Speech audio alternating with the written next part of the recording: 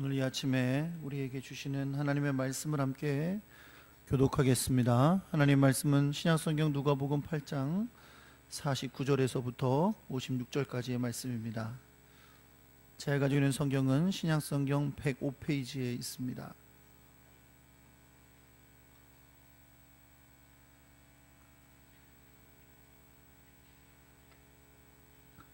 교독하겠습니다.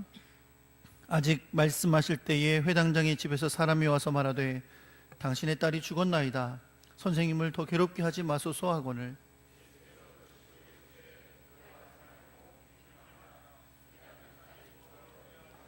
그 집에 이르러 베드로와 요한과 야고보와 아이의 부모 외에는 함께 들어가기를 허락하지 아니하시니라.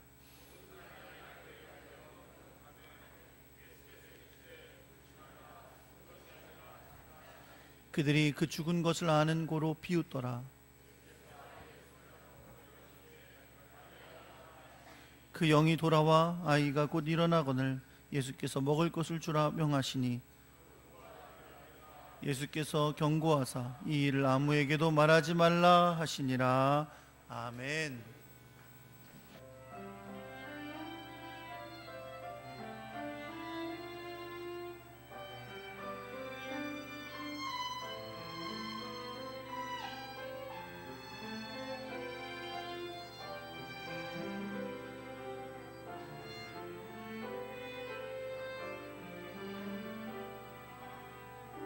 왕이신 나의 하나님, 내가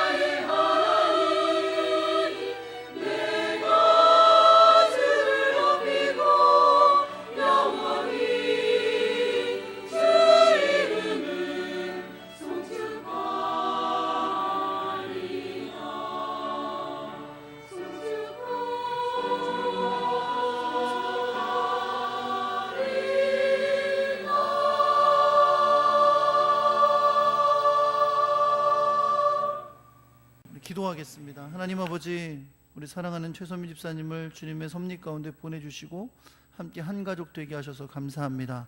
주님께서 보내주셨사오니 은혜를 덧입혀 주셔서 우리 교회에서 함께 신앙생활하며 더 크고 놀라운 하나님의 은혜로 충만한 삶이 되게 해주시고 가정과 또 직장과 모든 삶 가운데 주님이 동행하는 복된 귀한 삶이 되도록 역사하여 주시옵소서. 주의 교회를 위해 아름답게 쓰임받도록 주여 은혜를 베풀어 주시옵소서. 이 시간에도 주를 예배하는 하나님의 백성들이 주님 앞에 예물을 준비하여 드렸습니다. 그 안에 담긴 주님을 향한 사랑과 교회를 향한 헌신과 또 마음의 소원을 기억하셔서 주님이 갚아주시고 날마다 은혜와 사랑이 더욱더 넘쳐나는 복된 삶이 되게 하여 주시옵소서. 주님이 주시는 열매가 있는 삶이 되게 하여 주시옵소서. 이 예물은 주님의 뜻을 따라 주의 영광을 위하여 아름답게 사용되도록 주님 역사하여 주시옵소서. 주의 말씀을 듣습니다. 지혜를 주시고 능력 주셔서 말씀 가운데 큰 은혜 받게 하여 주시옵소서. 우리 주 예수 그리스도의 이름으로 기도합니다. 아멘. 할렐루야. 옆에 계신 분들하고 인사하겠습니다. 잘 오셨습니다. 사랑합니다.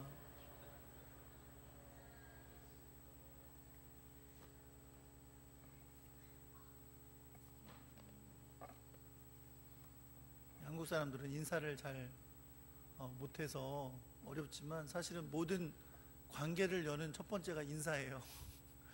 눈을 마주치고 인사하는 것도 힘드시지만 노력을 하시면 좋겠고 그게 또 이 예배의 일부분입니다. 한번 따라해 볼게요. 믿기만 하라. 오늘 믿기만 하라는 제목으로 여러분과 함께 말씀을 나눌 때에 하나님께서 큰 은혜로 함께 해주실 줄 믿습니다. 얼마 전에 제 아내가 작은 수술을 받은 적이 있어요. 근데 이 수술을 앞두고 의사가 수술에 대한 안내를 하겠다고 들어오라고 하더라고요. 들어가서 이제 설명을 하는데 매우 간단한 수술이고 어렵지 않은 수술인데 그냥 단순히 그것만 설명해 주는 게 아니라 이 수술하다가 일어날 수 있는 잘못된 일들 수술하다 일어날 수 있는 수많은 잘못된 일들에 대해서도 막 설명을 해주는 거예요. 뭐 이렇게 설명을 막 하더니 사인하래요. 수술 동의서죠. 네, 사인하라고 하더라고요.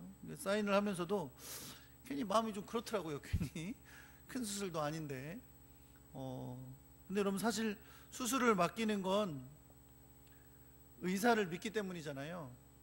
그러면 수술을 하려고 이제 사인을 받을 때 아니 저를 믿으세요. 저를 믿고 그냥 사인하시면 금방 끝납니다. 이렇게 사인을 받으면 좋잖아요. 근데 그렇게 안 받아요. 대부분 일어날 수 있는 수많은 잘못될 일들에 대해서 막 얘기를 한 다음에 그래도 수술을 받겠냐고 그래서 이제 사인을 받습니다. 물론 완벽한 의사는 없죠. 아무리 좋은 의사라도 완벽한 의사는 없습니다. 완벽에 가까운 의사는 있겠지만 왜냐하면 사람이니까요. 어떻게 사람이 완벽하겠어요. 지난번에도 한번 언급했지만 지난번에 천안시 기독교 청년합회에서 주최했던 연합성회에서 강산 목사님이 이런 말씀을 하셨어요. 사람은 믿음의 대상이 아니고 사랑의 대상이다. 그런 말씀을 하셨어요. 저 이 말씀이 참 잊혀지지가 않아요. 계속 이렇게 마음에 와닿습니다. 사실 몰랐던 말도 아니에요. 흔히 많이 우리 들었고 얘기했던 것인데 그 말씀이 참 마음에 계속 와닿습니다. 제가 이 말씀이 와닿는다고 하니까 여러분이 이런 생각을 하실지도 모르겠어요. 우리 목사님이 우리를 못 믿으시는구나. 네, 그런 생각을 하시는 분도 있으실지도 몰라요. 목사님도 그런 얘기를 하셨어요. 목회하다 보면 성도들 믿었다가 후회하는 일이 한두 번이 아니라고. 은퇴하신 목사님이시거든요. 그래서 사람은 믿음의 대상이 아니라고 그런 얘기도 하긴 하셨어요. 근데 제가 이 말씀이 계속 마음에 와닿고 하는 것은 그때 그렇게 성도들 때문에 그러신 일이 있었다는 걸 얘기 때문에 그런 게 아니라 이 목사님이 뒤이어서 무슨 말씀을 하셨냐면 성도 여러분도 목사를 믿지 말라고. 근데 제가 여러분 그 얘기를 듣는데 굉장히 위로가 되더라고요. 목사가 무슨 믿음의 대상이에요. 목사도 열심히 잘 하려고 거룩하게 주님의 일 잘 감당하려고 노력하지만 결코 목사도 100% 믿을 수 있는 완벽한 존재가 아닙니다. 목사도 수도 없이 사람을 실망시키고 하나님을 실망시킬 수 있는 존재에 불과합니다. 그러니 목사도 믿음의 대상이 될 수 없는 거죠. 오히려 믿음의 대상이 되면 하나님의 영광을 가리는 일이 발생합니다. 그냥 목사도 성도들과 다름없는 연약한 인간에 불과하기 때문이죠. 하지만 성도들이 성도에게 목사가 믿음의 대상이 될 수는 없지만 사랑의 대상이 되어야 하는 것처럼 목사들도 성도들에게 사랑의 대상이 되어야 될 줄 믿습니다. 사랑하는 마음으로 언제나 기도해 주시고 또 동역해 주시기를 부탁드립니다. 여러분, 우리가 진정으로 믿고 의지할 대상은 결코 사람이 아닙니다. 누구시죠? 우리 주 예수 그리스도이십니다. 사람들이 서로 나를 믿으라고 하잖아요. 날 좀 믿어봐, 내가 알아서 할 테니까 나 좀 믿어봐, 그렇게 말들 하죠. 그렇죠? 오빠 한번 믿어봐, 이런 말도 있고, 이렇게 믿으라고, 자꾸 나를 믿으라고 하지만, 그러나 과연 완벽하게 믿어도 되는 사람이 있을까요?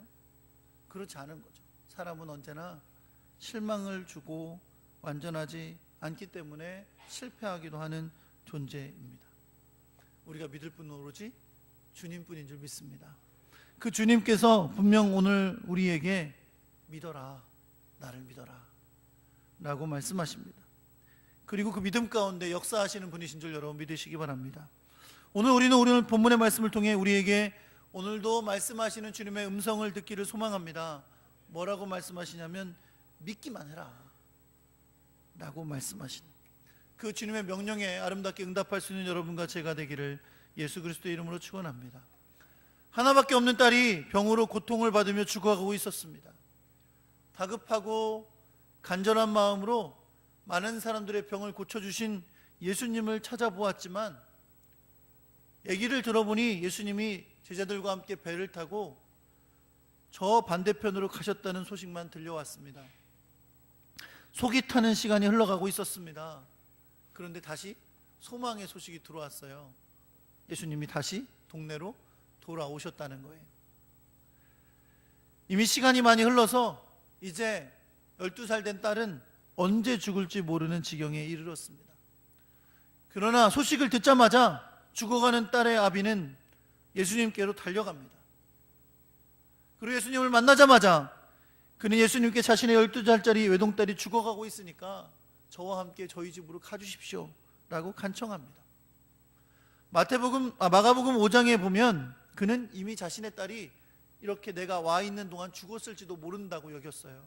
그 정도로 급박하고 마음이 간절한 상황이었습니다. 이 사람은 바로 당시 그 지역 유대인들의 회당 예배를 주관하던 그런 역할을 하는 회당장이었고, 그의 이름은 야이로였습니다. 그의 다급함을 보신 예수님은 그를 따라 나셨습니다. 하지만 야이로의 급한 마음과는 달리 예수님의 주변에는 너무나 많은 사람들이 있었어요. 수많은 사람들이 서로 밀고 당기고 서로 치는 상황에 있었습니다. 그렇기 때문에 예수님이 야이로의 뒤를 따라 나섰지만 야이로가 원하는 만큼 빨리 걸어가실 수가 없었습니다. 게다가 왠지 예수님의 발걸음이 자기 마음처럼 급해 보이지도 않았을 거예요. 그렇죠? 자기는 마음이 급하니까 예수님의 발걸음이 사람들 때문에 빠르지 않은데 그 발걸음이 급해 보이지 않았을 겁니다. 아무튼 그렇게라도 예수님이 지금 야이로의 집을 향하여 가고 계셨습니다. 그런데 그렇게 길을 가시던 예수님이 갑자기 길 중간에 쓰시더니 돌아보시는 거예요. 그리고 누가 내게 손을 대었느냐 하시는 겁니다. 마음은 급하고 사람들은 서로 밀어서 정신이 없는데 누가 내게 손을 대었냐고 하시는 예수님의 말씀이 야이로는 이해를 할 수가 없었습니다. 그런데 그 일로 인해 한 여인이 12년간 고통을 당하던 혈루증에서 치유되는 역사를 보게 됐습니다. 이 여인이 치유되는 장면은 이 야이로에게는 내 딸도 치유받을 수 있겠구나 라는 희망을 주었을 겁니다. 그런데 문제는 점점 시간이 흘러가고 있는 거예요. 야이로의 마음은 안달이 나게 됐습니다. 발을 동동 구르며 안타까워하고 있었을 겁니다. 그때 한 익숙한 사람이 그곳으로 달려옵니다. 야이로의 집에서 달려온 그 사람은 야이로에게 이렇게 말합니다. 당신의 딸이 죽었습니다. 이제 더 이상 선생님을 괴롭게 하지 마십시오. 여러분, 이 소식을 전해 듣고 있는 회당장 야이로의 얼굴을 상상해 보세요. 아마도 정신을 잃을 정도의 표정을 한 채 눈물이 쏟아질 바로 직전에 있었을 것입니다. 그리고 예수님은 그가 전하는 소식을 들으시면서 야이로의 얼굴을 바라보고 계셨습니다. 여러분, 오늘 이 사건에서 첫 번째로 만나는 믿음의 위기입니다. 회당장 야이로의 집에서 온 사람의 말은 이거였습니다. 이미 늦었습니다. 그리고 이미 늦었기 때문에 예수님도 어떻게 할 수가 없습니다. 그러니 예수님을 더 이상 괴롭히지 마십시오 라는 거였습니다. 여러분, 그의 입장에서 볼 땐 현실적으로 이건 사실입니다. 아이는 이미 죽었습니다. 그렇기 때문에 예수님이 회당장의 집에 오셔도 할 수 있는 것이 아무것도 없다는 것입니다. 누가 봐도 포기하고 돌아서야 할 상황임에는 분명합니다. 인간적으로 했던 모든 노력이 끝이 난 거죠. 이제 포기할 만한 상황이 온 것입니다. 여러분, 한번 생각해 보세요. 예수님을 찾아오기 전까지 회당장과 회당장의 가족들이 얼마나 이 12살 아이의 병을 고치기 위해 많이 노력했겠어요. 마치 오는 길에 만났던 혈루증을 앓던 여인이 12년 동안 많은 병을 고치기 위해서 많은 의사들을 찾아가고 그들을 만났음에도 불구하고 재산만 탕진하고 병은 더 어려워지고 아파졌던 것처럼 이 회당장과 그 가족들도 이 12살 아이를 고치기 위해서 있는 힘을 다하여 모든 것을 다해 왔을 것입니다. 그리고 거의 죽어가는 그녀를 위해 예수님께서 달려와서 당신의 집으로 모시고 가려고 했던 것입니다. 정말 할 수 있는 것을 다 했습니다. 그런데 너무 늦었습니다. 예수님을 자기의 집으로 모셔가기도 전에 그 딸이 죽고 말았습니다. 이제 두 단어가 떠오르는 것, 두 글자의 단어가 떠오르는 거죠. 포기. 더 이상 예수님을 괴롭힐 이유가 없는 당연한 포기 상태의 상황이었습니다. 이것을 너무나 잘 아시는 예수님은 회당장에게 이렇게 말씀하십니다. 그 얼굴을 보고 계셨으니까. 두려워하지 말고 믿기만 하라. 그리하면 딸이 구원을 얻으리라. 딸이 죽음에서부터 구원을 얻기 위해 회당장에게 요구하신 것, 그 회당장에게 주님이 요구하신 것은 단 한 가지였습니다. 믿기만 해라. 그런데 주님은 회당장 야이로가 믿음을 가지기 위해 넘어야 할 두 번째 장애물을 말씀하십니다. 첫째는 포기였고요. 두 번째 장애물은 바로 두려움입니다. 우리는 이 두려움을 예수님께서 믿음이 없는 것, 믿음이 적은 것으로 말씀하신 것을 잘 알고 있습니다. 풍랑이 있는 호수에서 잠드셨던 예수님은 우리가 죽게 된 것을 안 돌아보시냐고 주님께 와서 깨우며 부르짖었던 제자들에게 너희 믿음이 어디 있느냐? 이 믿음이 적은 자들아 라고 책망하신 것을 우리는 보았습니다. 여러분, 두려움은 결국 예수님을 믿지 못하는 것을 나타내는 겁니다. 그렇기 때문에 주님은 오늘도 야이로에게 두려워하지 말고 믿기만 해라 라고 말씀하시는 거예요. 믿음의 반대말이 두려움이에요. 최소한 이 본문에서는. 예수님이 회당장에게 요구하신 건 그겁니다. 포기하지 말고 두려워하지 말고 그저 믿기만 해라. 그렇게 믿음을 요구하신 예수님께서 보여주신 것은 바로 다음 장면입니다. 이미 딸이 분명히 죽었다고 했음에도 불구하고 예수님께서 포기하지 않으셨습니다. 예수님도 두려워하지 않으셨습니다. 동일한 마음을 회당장 야이로에게 요구하신 다음 예수님은 회당장 야이로의 집을 향해 가다가 그 아이가 죽었다는 소식을 들었음에도 불구하고 돌이키지 않으시고 계속 그 길을 향해 가십니다. 사랑하는 성도 여러분, 발길이 옮기는 것이 믿음인 줄 믿으시기 바랍니다. 입으로는 믿는다고 해놓고 발길을 딴 데로 옮기면 믿음이 아니에요. 예수님이 뭐라 그러셨어요? 두려워하지 말고 믿기만 해라. 그리하면 내 딸이 구원을 받으리라 하시고 가시던 길로 계속 가십니다. 회당장 야이로의 집에 들어가셨습니다. 두려워하지 말고 믿기만 하라고 하신 예수님께서 그가 포기하지 않고 두려워하지도 않을 이유를 몸으로 직접 보여주고 계십니다. 그저 야이로는 이제 주님이 말씀하신 대로 믿기만 하고 주님을 따라가면 되는 겁니다. 이제 모든 일은 주님이 하실 겁니다. 제자들 중에 베드로, 요한, 야고보와 그 딸의 부모만을 데리고 회당장의 집에 들어가신 예수님은 그곳에서 많은 사람들이 울며 통곡하는 것을 보셨습니다. 물론 여러분, 외동딸이 죽었으니 울음이 안 나오겠어요? 왜 통곡이 안 나오겠어요? 울며 통곡하고 있었습니다. 그러나 사실 이 통곡은 유대인들의 습관에 의하면 장례식을 의미하는 소리입니다. 전문 통곡꾼들이 있었어요. 그래서 장례식장에 가면 이 통곡하는 일을 전문적으로 하는 사람들이 있었다는 거죠. 그래서 지금 들려온 소리가 바로 그런 소리입니다. 지금 회당장 야이로의 집이 장례식장으로 변모했음을 보여주는 소리가 들려온 것입니다. 우리나라도 그런 게 있죠.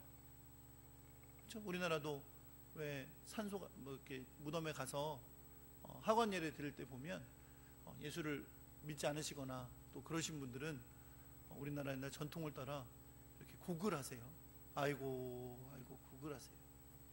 근데 사실은 장례식장에서 이미 3일 동안 곡을 하셨잖아. 사실은 더 이상 곡도 안 나오셔요, 대부분. 근데도 아이고 아이고 하시는 거죠. 이게 우리나라 옛날 전통 관습을 따라 아이고 아이고 하시다가 아이고 아이고 하시다가 야 주차장 좀 잘 해놔라. 또 아이고 아이고 야 떡 왔냐? 막 이렇게 물어보고 사실 그렇게 하시면서도 하시죠. 그죠? 해보신 분들이 계신 것 같아.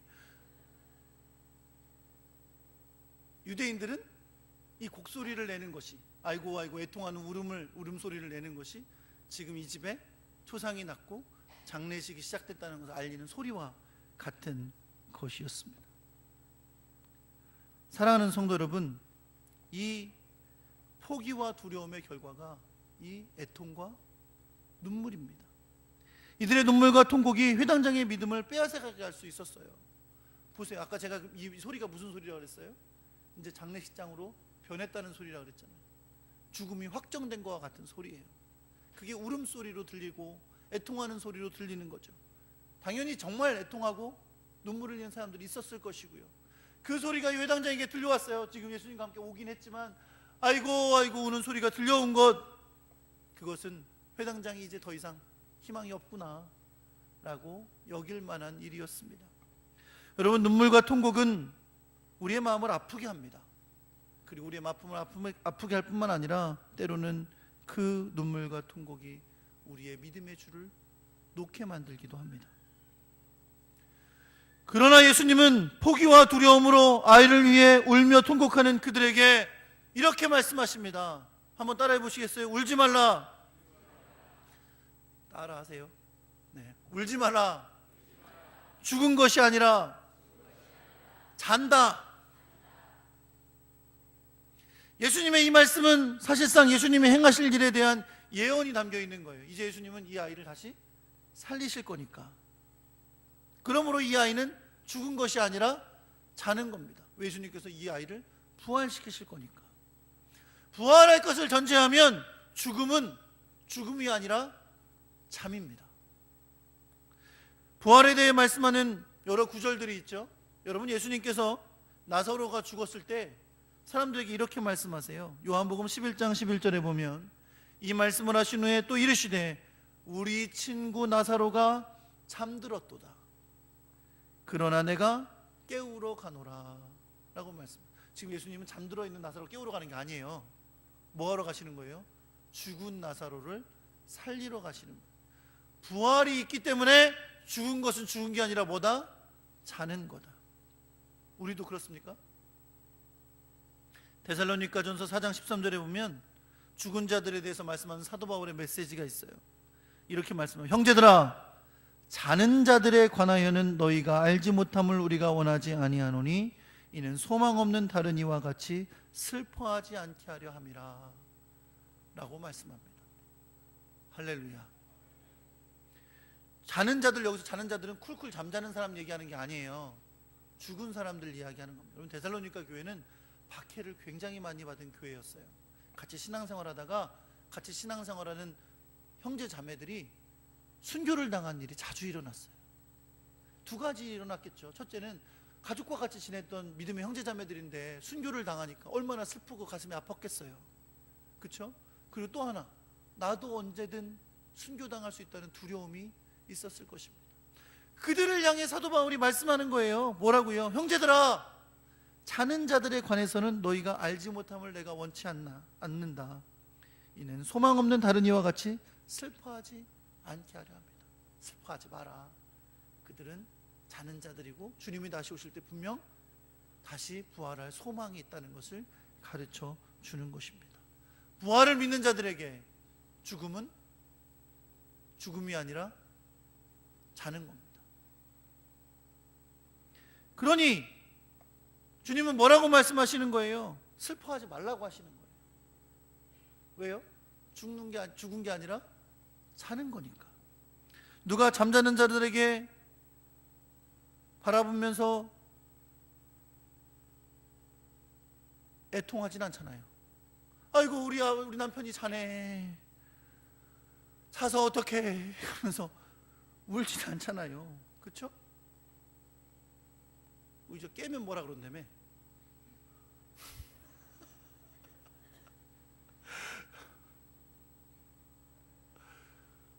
이제 고3짜리 아들이 공부는 안 하고 잠만 자.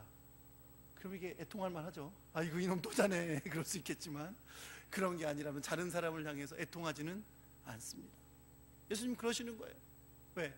다시 살 거니까 그냥 자는 것이다 라고 말씀하시면서 울지 말고 믿기만 하라고 말씀하시는 것인 줄 믿습니다.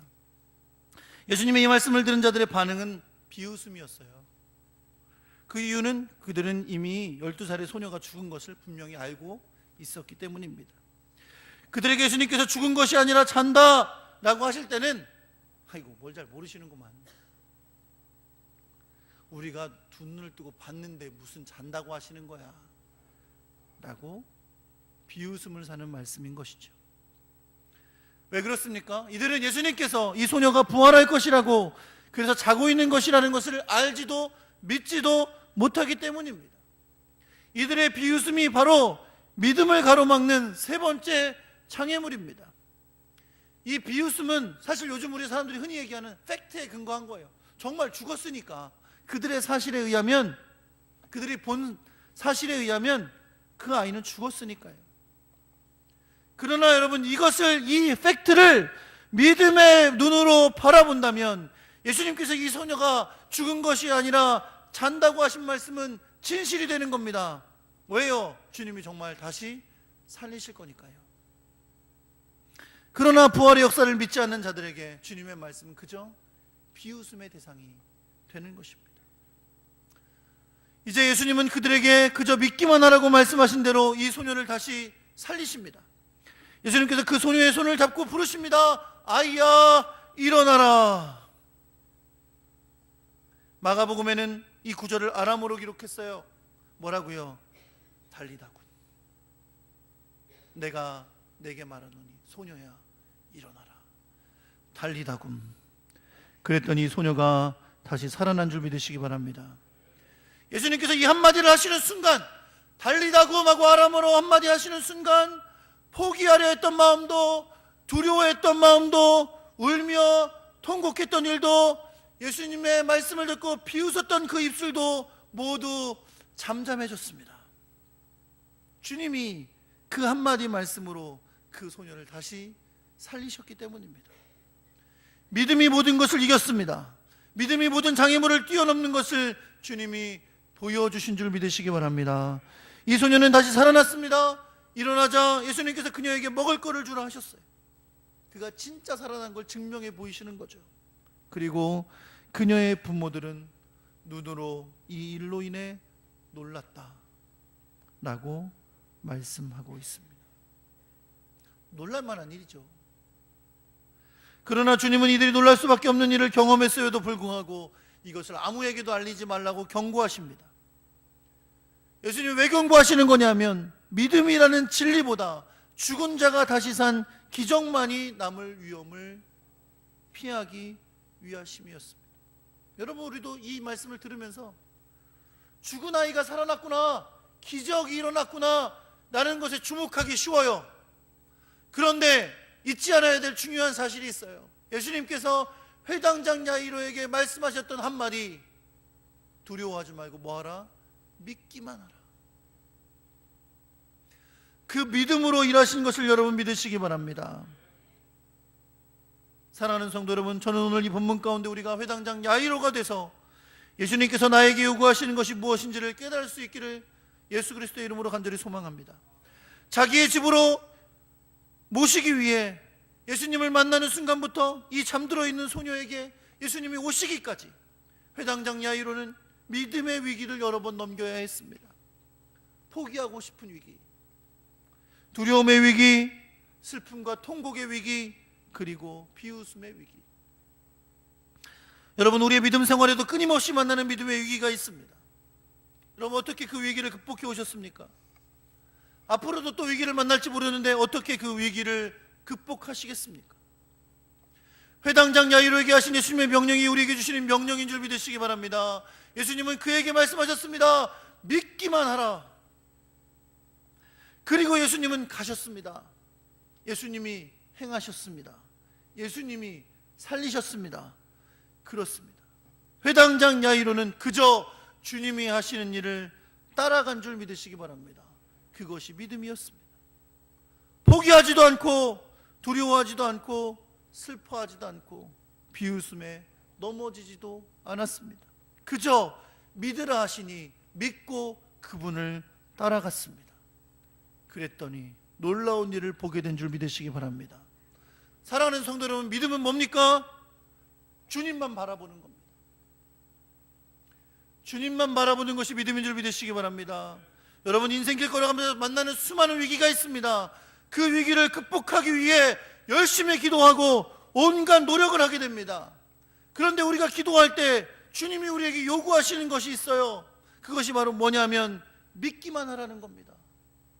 믿음입니다. 믿음. 너무나 잘 알고 있습니다. 믿음이라는 것. 그런데 사람의 눈으로, 인간의 눈으로 보면 우리의 믿음을 흔드는 것이 있어요. 포기하게 만들고 두려워하게 만들고 애통하게 만들고 사람들은 우리를 비웃습니다. 야, 예수 믿는데 왜 그런 일이 일어나? 예수 믿으면 잘 된다며. 근데 왜 그런 일이 일어나? 그 하나님이 네 하나님 맞아? 비웃음이 일어나는 거예요. 그럴 때 우리 믿음이 흔들리고 넘어지기 쉽습니다. 사랑하는 성도는 믿음은 그러함에도 불구하고 주님을 바라보는 것인 줄 믿으시기 바랍니다. 그리고 주님 우리에게 끊임없이 요구하세요. 믿기만 해라. 믿기만 해라. 왜냐하면 우리가 믿기만 하면 내가 일하는 것이 아니라 주님이 일하시기 때문입니다. 주님이 앞서가십니다. 주님이 죽은 딸을 일으키셔서 달리다굼 하신 것처럼 그 아이에게 달리다굼 했더니 그 아이가 다시 살아났던 것처럼 우리의 삶에도 우리가 믿기만 하면 주님이 우리의 삶에 달리다굼 하실 때에 우리를 일으켜 주실 줄 여러분 믿으시기 바랍니다. 그런 주님께서 오늘도 우리에게 말씀하고 계십니다. 두려워하지 말고 믿기만 해라. 사랑하는 성도 여러분, 믿음 없이 다른 방법으로 문제를 해결하려고 하지 마십시오. 죄송한 말씀이지만 여러분들이 저한테 기도 부탁을 하시는 일이 참 많아요. 목사님 이거 뒤에 기도해 주세요. 저거 위에 기도해 주세요. 이거 위에 기도해 주세요. 기도합니다. 기도해요. 그런데 여러분, 목사님한테는 기도 부탁하면서 자기는 인간적인 방법만 찾고 있으면 그게 어떻게 믿음이에요? 인간적인 노력만 하고 있고 주님 안에서의 방법을 찾지 않고 믿음으로 이 문제를 해결하려고 하지 않고 인간적인 노력만 하면서 어떻게 그것이 믿음으로 나아간다고 할 수 있어요? 믿음은 입으로만 하는 게 아닙니다. 믿음은 귀로만 듣는 게 아닙니다. 믿음으로 행하는 것입니다. 사랑하는 성도 여러분, 정말로 믿음으로 이 위기와 우리의 삶의 문제들을 극복하기 위해서는 주님이 오늘 우리에게 주신 말씀, 믿기만 하라는 말씀을 가슴에 되새기시기를 바랍니다. 믿음 없이 하지 마십시오. 믿음 없이 하는 것으로 해결하려고 하지 마시고, 우리를 앞서가시고 우리의 모든 문제를 아시고 우리의 삶의 문제 가운데 달리다굼 주님이 그 말씀해 주시는 것을 기대하며 믿음으로 인내로 승리하는 여러분과 제가 되기를 우리 주 예수 그리스도의 이름으로 축원합니다. 주님 없이 걷지 마십시오. 주님과 함께 인생길을 걸어가면서 주님 만나는 그날까지 믿음으로 승리하며 살아가는 그런 여러분과 제가 되기를 우리 주 예수 그리스도의 이름으로 축원합니다.